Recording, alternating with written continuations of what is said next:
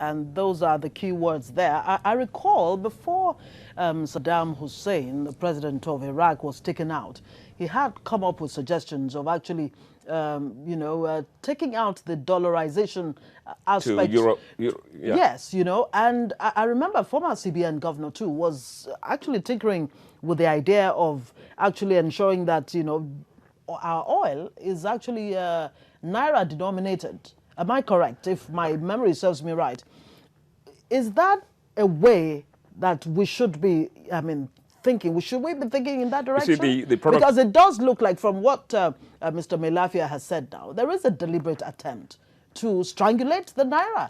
And we're not stepping up to the plate. He was talking about fracking, and then he said for unexplained reasons, America stopped and buying. then there is the sanctions lifted on Iran, which will play out eventually. See, there's something that oil does.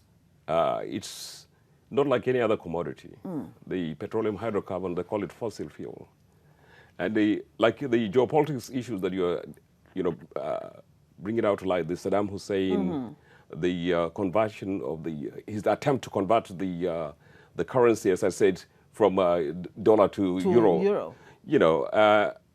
One has to be extremely very careful with the geopolitics of oil. The First World War, the Second World War, all the major regional conflicts are being fought. Boko Haram and all these other things that you're saying, the Libyan crisis and all that. Who is strategically located to access oil is absolutely very important, because it's not like here in Nigeria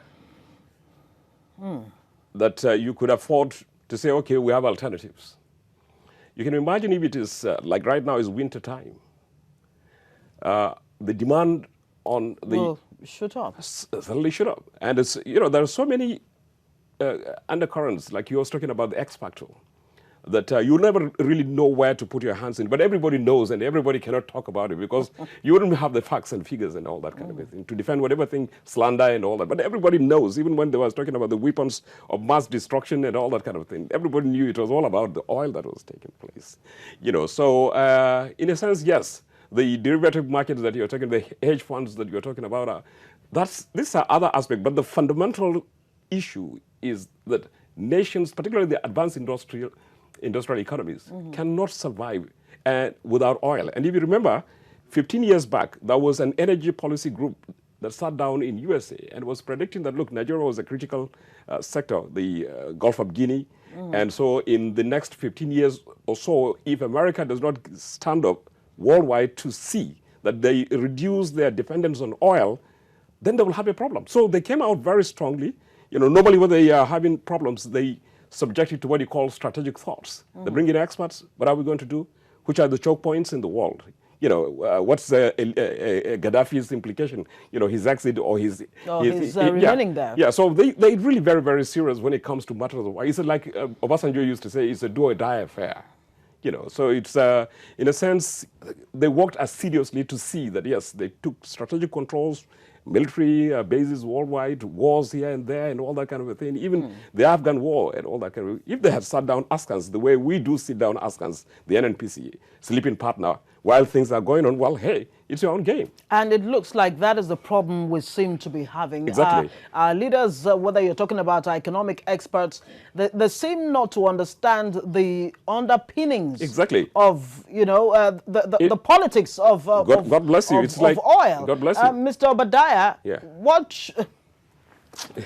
I'm just wondering, what do I ask here? So what is the way forward? How do we now, make sure that those who should know, the experts, like whether you're talking about the CBN, I mean, you are a former deputy governor of the CBN, and I remember a guest of mine in the studio has actually put a large chunk of the blame on, the free fall of the Naira and even the economy on the CBN and its policies, back and forth here and there. So unravel this for us.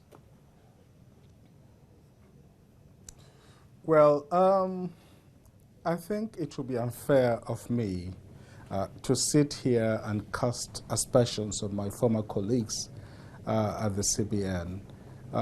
They've been making a heroic effort under rather difficult circumstances. We need to be able to understand this, especially at a time where there was really no economic policy team in place. And even as I speak, I haven't seen the economic policy team in place. So the monetary side was doing all this firefighting all the time. Having said that, we also have to take responsibility. We need to run monetary policy with greater credibility. At a time where you couldn't distinguish between an autonomous monetary authority and what the party politicians were doing, that worries us a great deal. That is the first level. Look, nobody can manage our currency for us. If we don't respect our Naira, if we don't fight ferociously for the honor and the integrity of the Naira, nobody will do it for us. And the strength of a currency is based on fundamentals of production and your place in the hierarchy of world trade, wealth, power, and production.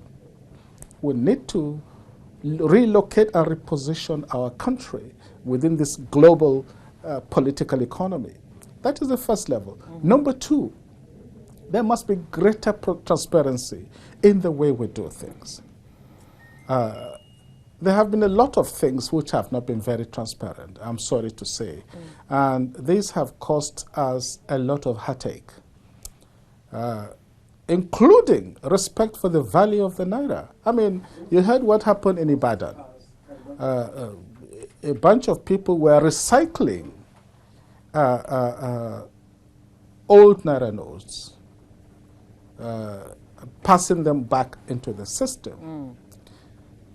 For the life of me, this is highway robbery, and it is shameful, shameful that anybody can do such a thing. There was a time when the Naira had value. In fact, it was a semi-convertible currency. We need to work to go back to that period.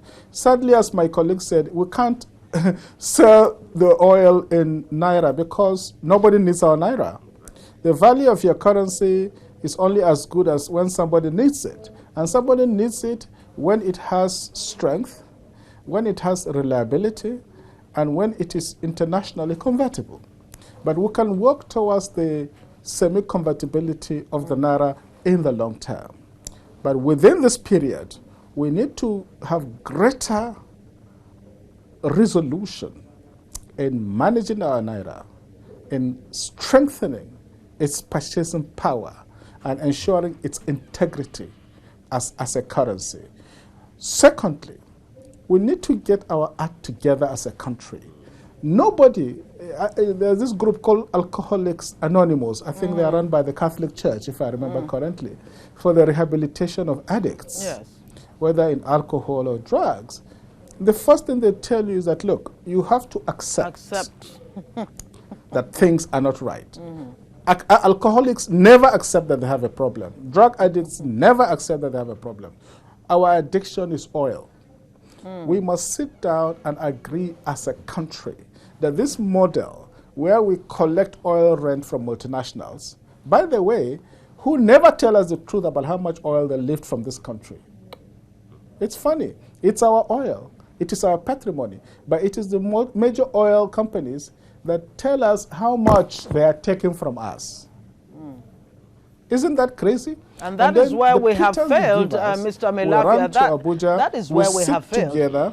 Yes, that it's supposed to be our responsibility. I mean, if we're not taking charge, you don't blame them. You don't blame the buyer because at the end of the day, he wants to protect the interest of his own. He's not even a buyer. He's a producer. He's the operating partner. Absolutely. Yeah. Now, let's bring it home a little. The interbank rate of the Naira, is it the right gauge? Maybe it's a question I should be throwing at Mr. Melafia. Exactly, yeah. You know, is it the right gauge for the value of our currency? Because it seems that Emefiele wants us to take away our gaze from the parallel market or the black market to the interbank market, which does not necessarily, according to some experts, reflect the true value of our currency.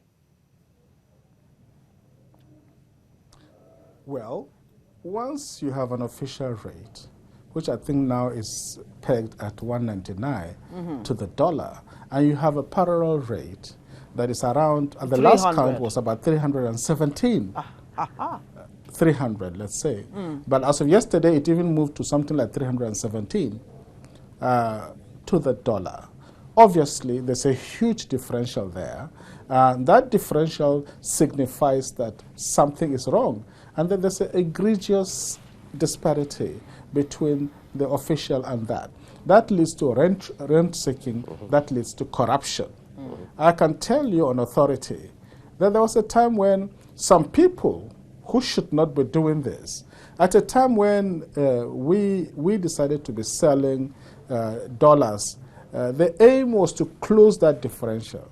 But some smart Alex, who thought they were smarter than other people, set up their own private bureau de change.